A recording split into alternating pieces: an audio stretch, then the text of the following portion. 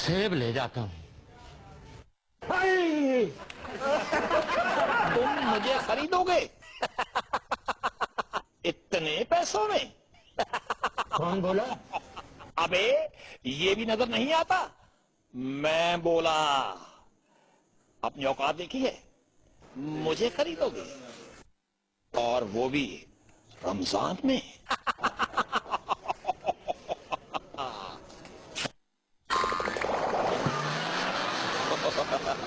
अरे मियाँ, रख दो मुझे, मैं आम हूँ, जिसकी जमा है अवाम, हमें बड़े लोग ही चूस सकते हैं, रख दो। तुम घबरा रहे हो? इतना अच्छा फल तुम्हारे सामने है, मुझे खरीदो। नहीं, वो तो मैं वैसे ही। खरीदो ना मुझे, पकड़ो तो सही, पकड़ो पकड़ो।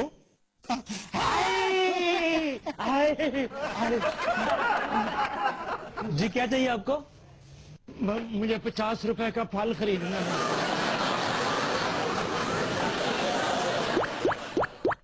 सियासत में इतनी तेजी से